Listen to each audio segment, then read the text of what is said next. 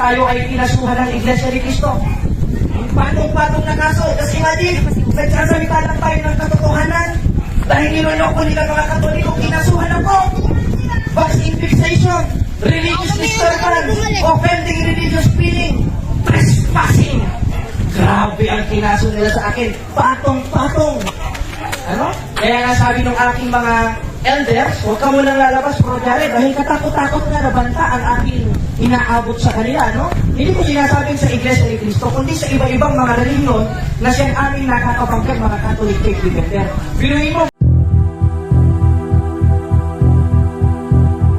Dahil sa katotohanan ng ipinapangaral ng Santa Iglesia Katolika na hindi maitanggi ng mga protestante sa lungatang aral at bahayag ng mga pastor.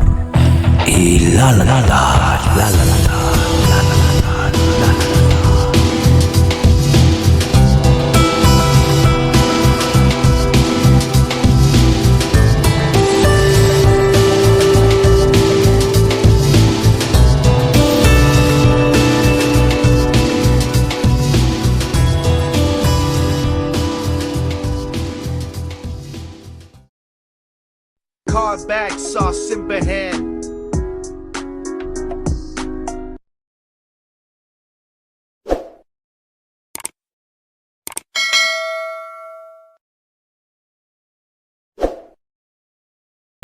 Maayong gabi kanatong tanan mga higala, mga igsoon. Magandang gabi po sa inyo sa Tagalog, mga kapatid ko sa pananampalataya. Huwag po kayong matakot sapagkat kami po ay mga Katoliko rin. Kami po ay mga Catholic faith defender o mga defensor Katoliko na wala ng ibang inatupag kundi depensahan ang aral nating mga Katoliko, lalo na ngayong Semana Santa. Dahil marami ngayong mga protestante na nagpagala-gala, hindi lang sa Luzon, hindi lang sa Visayas, kundi sa Mindanao, lalo na pag may mga Katolikong evento. Dahil nakakapagtaka, pag November 1, Catholic event, nandun ang mga pastor. Bakit kaya? Pag Pasko, Disyembre 25, event na naman nating mga Katoliko, nandun rin sila pastor. Bakit kaya? At nakakapagtaka, tuwing mahal na araw, event na naman nating mga Katoliko, nandito na naman sila pastor nangingialam sa ating tradisyon bilang mga Katoliko. Bakit kaya? Huwag po kayong magagalit sa aming mga sasabihin sapagkat uunahan na po namin kayo na makakarinig po kayo sa amin ng mga aranghang na mga salita at mga salita na hindi po komportable sa inyong mga tenga. Yun lamang po ay normal sapagkat mismong si Kristo nagsalita rin ng hindi akma sa mga tenga natin kung yun ay nasa panahon natin. Sapagkat mismo sa 8:44 ng buwan, dahil panahon pa lang ni Kristo, sa 2:18 ng unang buwan may mga bulaang propeta na. Sinaway sila ni Kristo, sinabihan sila ni Kristo na mga anak ng demonyo. Kaya kung makakarinig po kayo sa aming mga Catholic faith defender na ang mga pastor na ito'y mga demonyo, na itong mga mangangaral na ito ay luklukan ng kasinungalingan, pagpasensyahan nyo na po dahil pinagpapauna namin, hindi kami rito para magpakyut. Gaya ng ginagawa ng mga pastor. Hindi kami dito para magpait-paitan. Hindi kami dito para magbanal-banalan. Nandito kami para magturo ng aral ng simbahan at yun ang simbahang Katoliko na itinayo ng ating Panginoong Jesucristo. Dahil isa sa katungkulan nating mga Katoliko, sa 3:16 ng Ikalawang Timoteo, yung paggamit ng Biblia. At isa sa uri ng paggamit ng Biblia, ayon mismo kay Apostol Pablo, ang mga banal na kasulatan, sa atin naman galing itong mga Katoliko eh. Dahil kung walang Katoliko, walang ginagamit itong mga Iglesia ni Cristo. Walang ginagamit itong mga born-again Christian. Pasalamat sila sa Katoliko. Merong Biblia na nag-combine ng Old and New Testament noong year 405 AD sa pamamagitan ni St. Jerome and Pope Damasus na siyang mga kaalib mismo ng simbahang Katoliko. Amen? Amen. Because the Bible is a Catholic book. Libro natin itong Hindi ito sa born again, hindi ito sa Iglesia ni Cristo, kundi ito ay sa ating mga Katoliko. Ginagamit lamang ng mga pastor para pagkaperahan tayong mga Katoliko. Dahil yan ay business lamang. Kung ang sabi ni Kuya Kim, ang buhay ay weather lamang, sa mga pastor, ang buhay ay business lamang. Masarap yata maging pastor. Dahil ako rin mismo, nanggaling po ako sa ang dating daan. Alam ko ang pamamalakad nila. Alam ko ang kanilang mga katuruan. Sisiraan ng simbahang Katoliko para maakay ang mga Katoliko sa kanila. Ayun. At para maakay tayong mga Katoliko upang pagkaperahan tayong mga Katoliko. Bakit? Sapagkat si Pablo mismo nagpauna sa 16:18 ng Roma na sapagkat ang mga gayon ay hindi naglilingkod sa Kristong Panginoon, kundi sa kanilang sariling tiyan.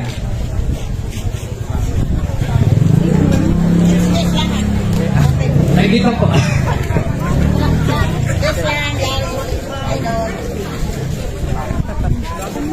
Kilala ka niya. Salamat po. Kilala ka niya dahil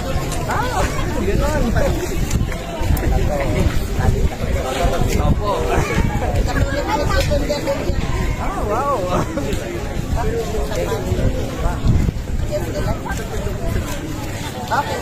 Salamat po. Ingat ka. Salamat po. Okay. At tuloy tayo sa ating pinag-aaralan.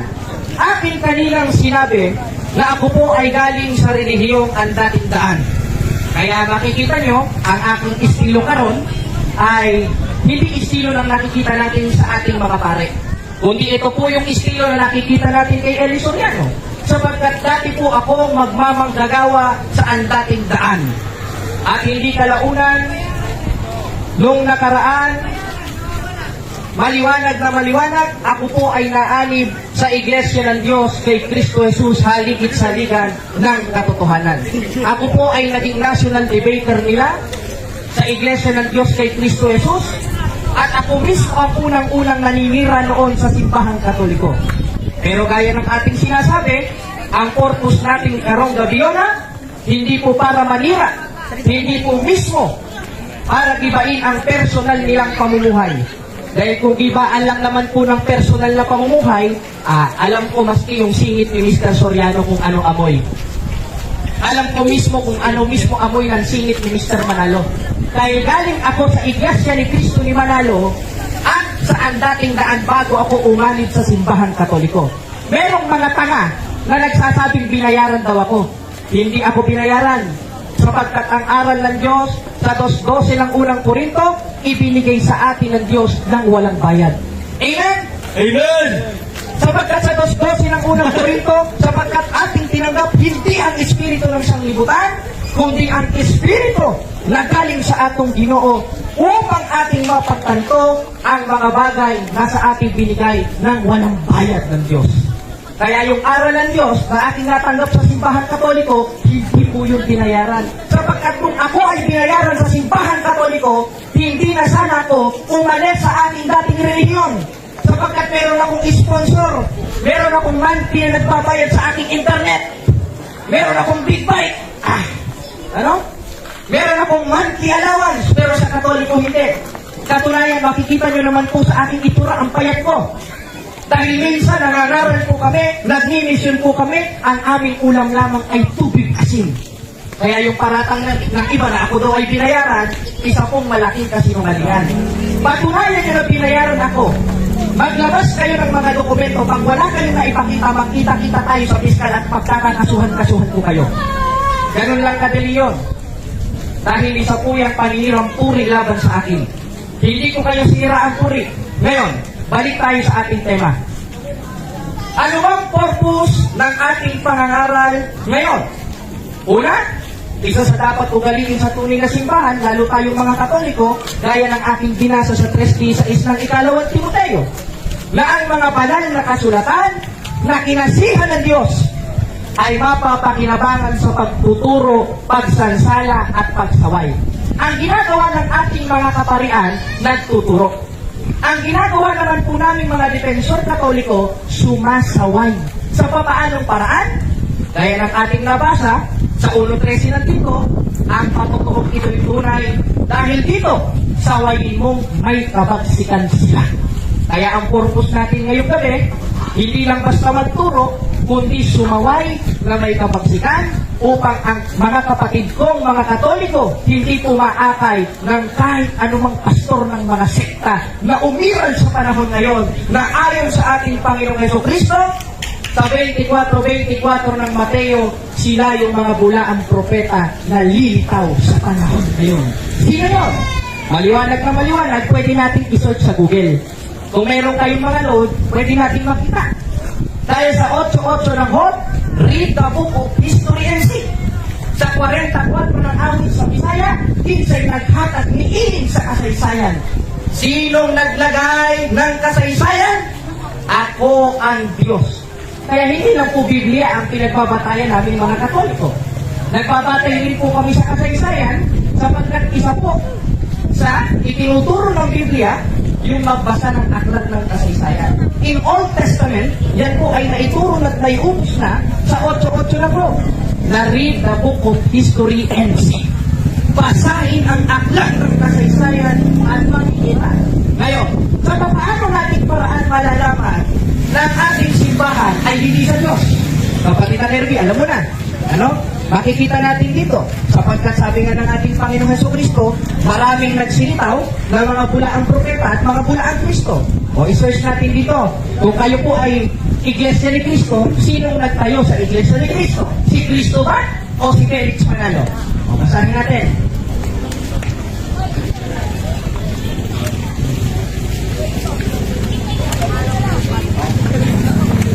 Ayan, i-try lang natin.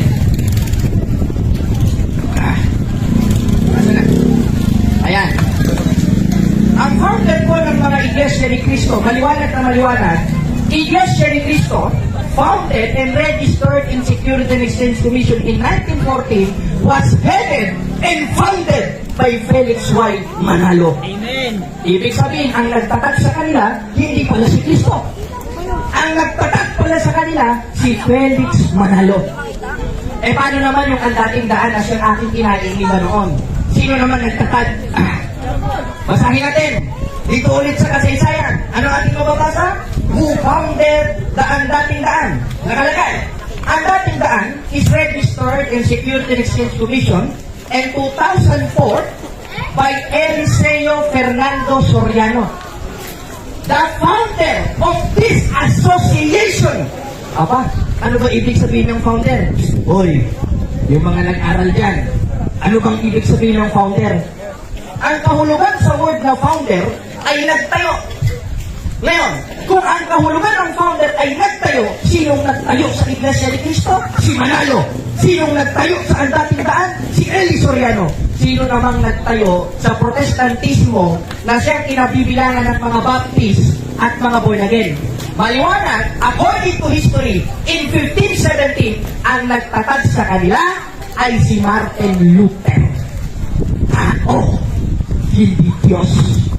Maliwanag na maliwanag pala. Ang nagtayo pala sa kanila, hindi Diyos, kundi tao. Ngayon, tatag sila ng tao, dapat pa ba tayong maniwala sa kanila? Hindi. Bakit? 17:24 ng Gawa. Ano bang sabi ni Apostol Pablo? Ang Diyos na gumawa ng sanlibutan at lahat ng mga bagay na narito, siya palibas ay Panginoon ng langit at lupa, ay hindi tumatahan sa mga simbahang itinatag ng tao. Dahil napatunayan natin, dito pa lang sa mga historical books, ang nagtayo sa Born Again Christian, ang nagtayo sa Baptist Church, ang nagtayo sa MCGI, ang nagtayo sa Iglesia ni Cristo, walang iba, kundi ang kanilang mga founder na tao. Di ba? Eh ngayon, kung ang nagtatag sa kanila ay tao, ililigtas pa sila ng tao? Hindi. Dahil sa 7:7 ng Marcos, datapwat walang kabuluhan ang pagsamba nila sa akin na nagtuturo ng kanilang pinakaaral. Kanilang pinakaaral yon. Dahil wala namang utos ang ating Panginoon Jesucristo, magtayo ka ng sarili mong relihiyon. Wala namang utos ang ating Panginoon Jesucristo, magtayo ka ng iglesia mo. Diba? Dahil mismong si Kristo ang nagsabi, ikay Pedro, Sa ibabaw ng batong ito, itatayo ko ang aking simbahan. Aba, si Kristo pala ang nagtayo ng simbahan. Wala palang utos si Kristo na magtayo rin kayo rin mismong mga pastor ng simbahan. Kaya historically speaking, noong 1517, nagkaroon po ng Protestant Reformation dahil kay Martin Luther. Dahil si Martin Luther po ay isang paring Katoliko noon na itiniwalag ng simbahan Katoliko dahil meron siyang mga heretical teachings, meron siyang mga katarantaduhang tinuturo, meron siyang mga kabakakan na pinagtuturo. Kaya siya itiniwalag ng Catholic Church. Ngayon itiniwalag siya ng Catholic Church. Ayon sa Biblia, anong nangyari sa kanila? Ayon sa 38 ng Hebreo, kung ay sino mang tao maliwanag na maliwanag, magpapatuloy sa aking turo, ngunit siya'y umuro, hindi siya kalulugtan ng aking kaluluwa. Maliwanag na maliwanag, mga kapatid. Umurong si Martin Luther. Itiniwalat ng simbahan Katoliko. Anong nangyari sa kanila? Ayon po sa 10:38 ng Hebreo, sulat ni Apostol Pablo, sila po ay mga hindi na kinalulugtan. Mga nilayasan na ni Kristo. Wala na sa kanila si Kristo. Saan? Doon sa mga protestante. Nasaan si Kristo? Nasa ating mga Katoliko. Kaya nga kumukuha sila ng mga member sa atin para pagkakitaan. Kaya wala na silang ibang inaatake kundi simbahan Katoliko sapagkat alam mismo sa sarili nila na wala sa kanila si Kristo. Dahil ang galit lang naman kay Kristo, ang demonyo. Ang galit lang naman sa mga banal ay yung balbal. Nabasa natin, itinayo sila ng tao, hindi sila itinayo ni Kristo. Saan sila? Maliwanag na maliwanag, sa 21:8 ng Apokalipsis, sila'y sa demonyo. Aba, sa demonyo palang bulagin. Sa demonyo palang iglesia ni Kristo. Sa demonyo pala ang Baptist Church. Dahil itinatag lamang ng tao at walang utos si Kristo na magtayo ka ng simbahan mo. Kaya kung ikay iglesia ni Kristo, ikay saksi ni Jehovah, na itinayo lang ni Taze Russell, na isang malibog na lalaki, ay yung Mormon, si Joseph Smith, biruin mo, 40 yung kasawa, hindi na kontento ang itlog, mag-isip-isip ka na. Kaya kung ang founder ng mga Baptist, si John Smith, ng 1905, mag-isip-isip ka na. Kaya kung ang founder mo, ikaw Seventh-day Adventist, ay si Ellen G. White, noong 1863, mag-isip-isip ka na. Sapagkat isa lang naman ang itinayo ng ating Panginoong Jesucristo. Walang iba kundi ang simbahan Katoliko. Amen? Amen. Mabuhay ba ang simbahan Katoliko? Mabuhay ang simbahan Katoliko. Napakadami nating mga Katoliko. Dahil noon pa man, umiral na tayo at tayo yung itinayo ng ating Panginoong Jesucristo. Hindi tayo itukod sa tao. Hindi ang nagtudlo sa atin, ang nagtukod sa atin ay tao lang. Ang nagturo sa atin ang mga apostoles na siyang binigyan ng otorisasyon mismo ng ating Panginoong Jesucristo na siyang nagtayo ng simbahan Katoliko. Kaya maliwanag na maliwanag, mga kapatid, mga kababayan, kaya po namin ginagawa ito dahil napakadami ng mga sekta na nagsilitaw na inirehistro sa Security and Exchange Commission na wala nang ibang ginawa kundi lokohin lang ang mga Katoliko. Akayin lang ang mga Katoliko sa kanilang simbahan. Meron pa dyan yung Victory Church. Saan naman nabasa sa Biblia, Victory Church? Yung katangahan niya ng mga pastor. Meron pa iba, Baptist Church. O Bible Baptist Church San Pedro Laguna, kay Pastor Laurena. Saan naman nabasa sa Biblia yun? Hindi ba't mga katangahan yun? Hindi ba't invento lang ng tao yun? Hindi itinatag ni Kristo. Di ba?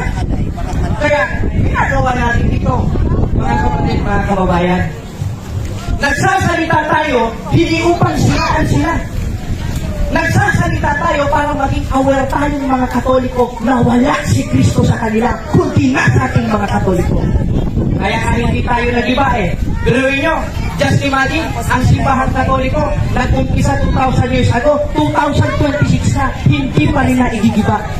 Sapagkat sa 28:20 ng Mateo, maliwanag na sinabi ng ating Panginoong Jesucristo, ako'y sumasa inyong palagi hanggang sa katapusan ng panahon. Amen? Dahil wala ng ibang simbahan itinayo si Kristo, kundi ang simbahan Katoliko. Pwede naman tutulan kung may mga protestante dyan. Dalawa ang mic dito. Pwede kayong lumapit sa akin, tignan nyo kung mapapahiya nyo ako sa harap ng mga tao. Pwede kayong lumapit sa akin, ipitin nyo ako. Pabulaanin ninyo na ang simbahan Katoliko itinayo ni Kristo. Patutunayan ko, ang simbahan Katoliko, ayon sa kasaysayan at ayon sa Biblia, itinayo mismo ni Kristo. At may matibay na pundasyon ito. Dahil mahirap lang yung bubunganga tayo ng bubunganga, wala naman sa gawa. Lalabas yan, hindi natin sinusunod ang 3:18 ng unang buwan. Mahirap naman yung bubunganga tayo ng bubunganga, hindi naman natin sinusunod yung 2:22 ng Santiago na siyang ikasasakta ng ating pananampalataya. Kaya mga kapatid, mga kababayan, ginagawa po natin ito dahil hindi tayo galit sa kanila. Ginagawa natin ito dahil mahal natin sila, kaya ng pagmamahal ng ating Panginoong Jesucristo sa ating mga Katoliko. Amen? Pero meron tayo ganitong klaseng palatuntunan. Gaya nga ng ating pinagpauna, maraming magsisilitaw. At nalaman na natin kung sino-sino yung mga nagsilitaw na siyang itinayo ng tao sa pamamagitan ng Protestant Reformation noong 1517. Dahil kung hindi nangyari yun, wala sanang Iglesia ni Cristo, wala sanang MCGI, wala sanang sari-sari pang mga relihiyon na itinatag lamang ng tao na siyang naninira hanggang ngayon sa simbahan Katoliko. Wala sana. Kaya namin ginagawa ito para maging aware tayo at para mabalahan tayong mga Katoliko para na pag nakasalamuhan natin sila, meron na tayong isasagot sa kanila. Amen? Dahil yun po ang tungkulin natin mga Katoliko. Yun po ang ating nasa karisismo. Yun rin po ang sinasabi ng ating isang santos na kinanonize ng church na si Saint Cyril of Alexandria. Na hindi ako karapat-dapat tawaging Katoliko kung hindi ko kayang ipagtanggol ang pananampalataya ko. Kaya tayong mga Katoliko, obligado tayong ipagtanggol ang ating pananampalataya. Tayong mga Katoliko ay obligadong sundin ang utos ng Diyos upang mapuksa ang mga protestante na ito na pinagkakakitaan ng tayong mga Katoliko kahit ang Biblia na galing lang rin sa Katoliko. Kaya makikita nyo sila, napaka-judgmental Hindi naman nila alam yung aral ng Katoliko. Sasabihin, sama naman nabasa yung alay lakad. Sumasamba kayo sa ribulto ni Lolo Owen. Tanga! Saan mo na ba nabasa sa katisismo ng simbahan na sinasamba namin yung ribulto ni Lolo Owen? Tanga ka, pastor!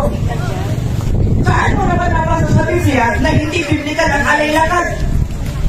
Tanga ka talaga, pastor! Hindi sa'yo, di. Saan mo na ba nabasa sa Biblia na pagano ang simbahan Katoliko? Tanga ka talaga, pastor!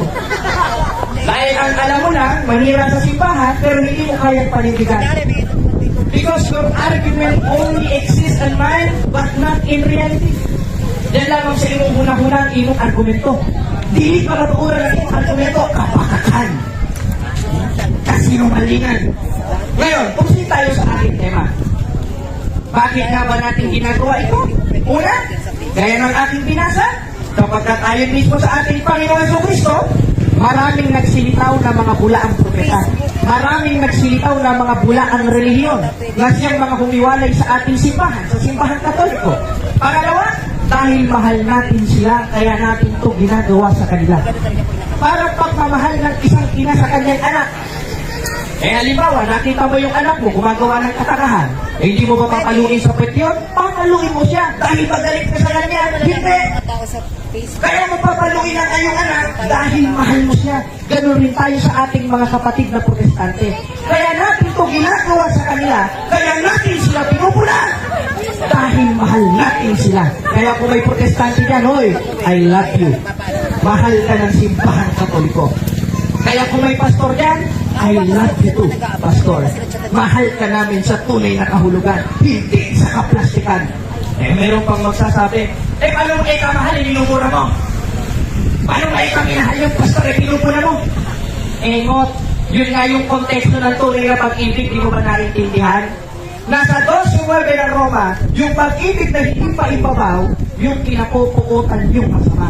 Kaya ng ating sinabi, pag yung anak mo nakagawa ng mali, papaluin mo, papagalitan mo, pupunahin mo, sisigawan mo. Hindi dahil galit ka sa kanya, kundi dahil mahal mo siya. Kaya ng pagmamahal ng Diyos sa ating mga Katoliko. Amen? O diba? Kaya maliwanag mga kapatid, nalaman na natin ang dalawang haligi kung bakit natin ginagawa ito. Una, dahil maraming nagsilitaw na mga bulaang propeta. Lalo na ngayong Semana Santa, every na ng event ng Katoliko, nagsisilabasan sila pastor, sila pastora, sila evanghelisto, sila evangelista. Pangalawa, dahil mahal natin sila. Pangatlo, ano yun? Dahil obligado tayong mga Katoliko na punahin sila. Dahil ang konteksto nga, gaya ng ating binasa, sa 3:16 ng ikalawang Timoteo, na yung paggamit ng Biblia ay sa pagtuturo, pagsansala, at sa pagsaway. Kaya natin sila sinasaway. Kaya natin sila sinusubok. Dahil utos naman po yun. At ito sa akin, 4:1 ng unang buwan, ganito po ang ating mababasa. Mga minamahal, huwag kayong magsipaniwala sa bawat espiritu, kundi inyong subukin ang espiritu kung ito'y sa Diyos, sapagkat maraming nagsilitaw na mga bulaang propeta sa sanlibutan. Kaya tayong mga Katoliko, isa sa dapat nating ugaliin, yung subukin yung mga mangangaral, yung subukin yung aral ng mga pastor. Sa papaanong paraan?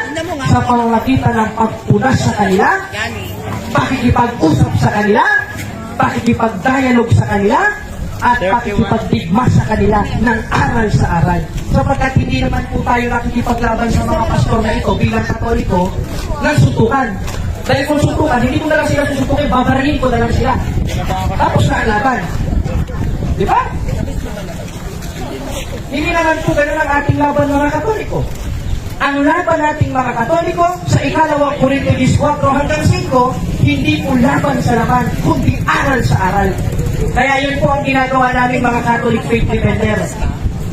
Pumupuna tayo, aral sa aral, nakikipagpaka tayo sa kanila ng aral sa aral. Hindi personal.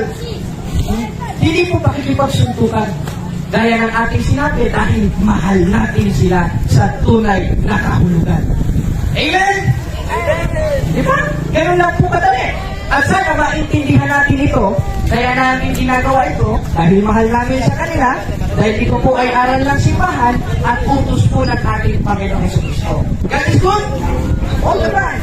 All the time, God is good. Kaya yun po ang ating ginagawa ng krusada, kaya po tayo nakatindig dito ngayon. Kung tutuusin, ayaw ko nga po sana, dahil tayo ay kinasuhan ng Iglesia ni Cristo. Patong-patong na kaso. Kasi imagine, nagsasalita lang tayo ng katotohanan. Dahil niloloko nila mga Katoliko, kinasuhan ako. Vaccine fixation, religious disturbance, offending religious feeling, trespassing. Grabe ang kinaso nila sa akin. Patong-patong. Ano? Kaya nga sabi ng aking mga elders, huwag ka munang lalabas, Bro Jared, dahil katakot-takot na nabanta ang aking inaabot sa kanila, no? Hindi ko sinasabing sa Iglesia ni Cristo, kundi sa iba-ibang mga reliyon na siyang aming nakakapagkat mga Catholic Faith Defender. Binuhin mo, may nagsabi, Oy Jared, huwag kang lalabas. Pag lumabas ka, pagpupulutin kita ng ngipin. Sabi ko, ang cheap naman itong pastor na to, ba't ngipin lang ipapapulot sa akin? Updo ko na, para hindi na ako makadaldal. Puso ko lang ipapulot mo sa akin, pastor, para hindi na ako makapaghayag ng katotohanan. Meron pang isa. Ito, nandito, may screenshot tayo. Ang sabi, O Jared, putang, o may mura pa. Ano? Tingnan nyo, miyembro ito ng mga protestante, ha? Nagalit po sa ating mga Katoliko. Sabi, ikaw Jared, puta ka. Sabi sa akin, dapat sa inyo pinapatay. Aba, pinapatay. Grabe. Ano? Grabe kaayo ang ating mga kaaway. Papatay sila dahil sa kanilang relihiyon. Dahil sila ay kulto. Hindi sila sa Diyos dahil walang utos ang Diyos na pumatay. Amen? Kaya makikita nyo, lahat ng lumaban sa kanila, pinapatay nila. Kaya pag ako, hindi nyo na ako nakita nagsasalita, dumalaw na lang kayo dyan sa Santa Filomena Public Cemetery, baka nakalibing na ako. Dahil natakot-takot po na banta ang inaabot ko sa kanila. Wala naman tayong ginagawang masama sa kanila. Diba? Katakot-takot na kaso ang sinampa sa akin. Nila, wala naman tayong ginagawa sa kanila. Diba? Dahil ayon mismo sa ating Panginoong Jesucristo, Kung paano ako inusig, ganon rin kayo pag-uusigin rin. Si Kristo ka pinako. Ano? Pinarusahan ng Imperyo Romano. Tayo pa kaya? Di ba? Dahil sa kanyang paghahayag ng katotohanan. Ngayon mga kapatid, mga kababayan, yan lamang po ay ating intro. Sinadya ko po talagang kalahating oras ito. Ito po ay ang ating introduction para maintindihan ninyo na nandito po kami para sa kapayapaan. Ang mga pastor lang po talaga ang pumupunta sa atin para sa kaguluhan. Bok-bok! Kaya, ipapakilala ko sa inyo ang ating unang magsasalita. Panghuli na po ako sapagkat yung ating ginawa kaninang pagsasalita is just a introduction lang. Hindi po ito yung mga main topic na ating pag-aaralan ngayon bilang isang Katoliko. Nang sa ngayon, hindi tayo maloko ng mga pastor na buraot. Hindi nakakaklase natin yung buraot. Si Pastor Red ang buraot. Saan may papatol? Bakit? 56:11 hanggang 12 ng Isaias, dahil sila yung tinutukoy ni Propeta Isaias na mga asong matatakaw. Kaya ang lalaki ng tiyan ng mga pastor, mga kote. At sila, ayon kay Propeta Isaias, ay mga pastor na walang kabusugan. Magtataka kayo, hindi naman sila nag-iinom, ang lalaki ng tiyan. Ay, sorry kuya, nandiyan pala. Ano? Hindi naman sila nag-iinom ng Red Bull. Hindi naman sila nag-iinom ng Tanduay. Ang laki ng tiyan nila. Bakit? Dahil ayon sa 56:11 hanggang 12 ng Isaias, ang mga pastor na ito ay yung mga pastor na walang kabusugan. At sila yung tinutukoy ni Propeta Isaias na mga pastor na matatakaw. Makikita nyo sila tuwing Semana Santa, pwesto dyan. Ang alam lang na talata, John 3:16, 2:8 verse in Ephesians, 10:9 of Book of Romans. Yun ang alam na talata, 4 lang. Just imagine, nagpastor ka, 4 lang na alam ang talata mo. Iba ka, pastor. At pag nakakuha ka ng miyembro sa Katoliko, ang laki na ng tiyan mo. Kaya natin ginagawa ito. Amen?